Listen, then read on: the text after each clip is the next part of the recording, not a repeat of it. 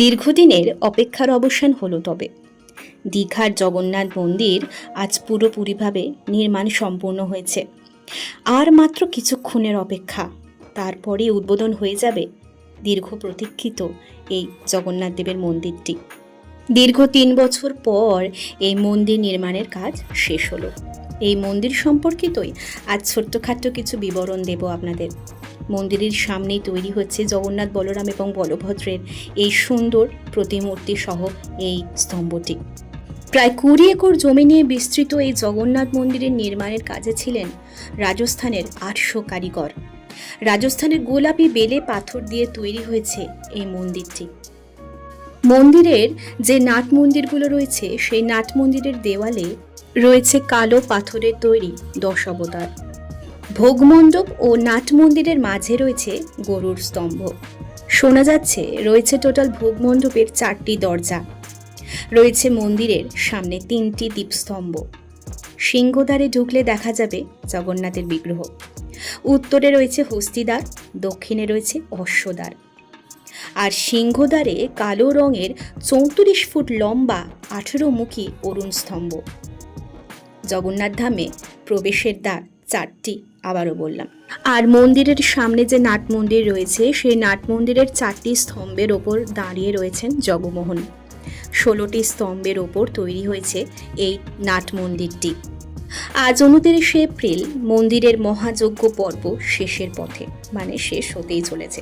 আর মাত্র কিছুক্ষণ অপেক্ষা করলেই বা রাত পোহালেই উদ্বোধন হতে চলেছে এই মন্দিরটি।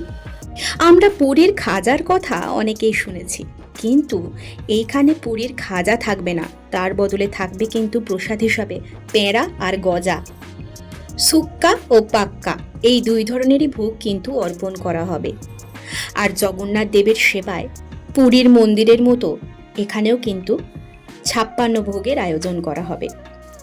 জগন্নাথের ভোগ রান্নার জন্য আলাদা কিন্তু ভোগশালাও নির্মাণ করা হয়েছে, ঠিক পুরীর মন্দিরের মতো। এই হচ্ছে প্রধান গর্ভগৃহ। শোনা যাচ্ছে নিমকাঠের তৈরি জগন্নাথ দেব, বলভদ্র দেব এবং সুভদ্রা দেবী থাকবেন, বিরাজও করবেন এই মন্দিরের ভেতরে। দীঘায় এখন সাজো সাজো রব, চারিদিক মেতে উঠেছে আনন্দে, আলোতে ছড়াছড়ি। প্রচুর দর্শনার্থী অলরেডি কিন্তু এখানে ভিড় করে ফেলেছেন। যদিও আজকাল এখানে প্রবেশ করা যাবে না, তবুও পুরীর মন্দিরের পর এখানেও মানে দীঘাতেও কিন্তু জগন্নাথ দেবের প্রাণ প্রতিষ্ঠা হয়ে গিয়েছে। মন্দিরের সামনেই আপনারা ঠিক জগন্নাথ ধাম লেখা এরকম সুন্দর খোদাই করা স্তম্ভ দেখতে পারবেন, বা লেখা যে ফলক আর কি। এই হচ্ছে প্রবেশদ্বার। আমি জগন্নাথ দেবের মন্দিরের বাইরে থেকে কিছু ভিডিও আপলোড কিন্তু করে দিয়েছি অলরেডি আমার চ্যানেলেতে।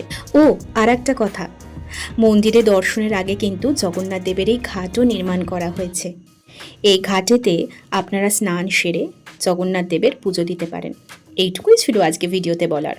এই ছোট্ট ইনফরমেশনটা কেমন লাগলো আপনাদের অবশ্যই কিন্তু আমাকে কমেন্ট করে জানাবেন। আজকের মতো আসি। জয় জগন্নাথ।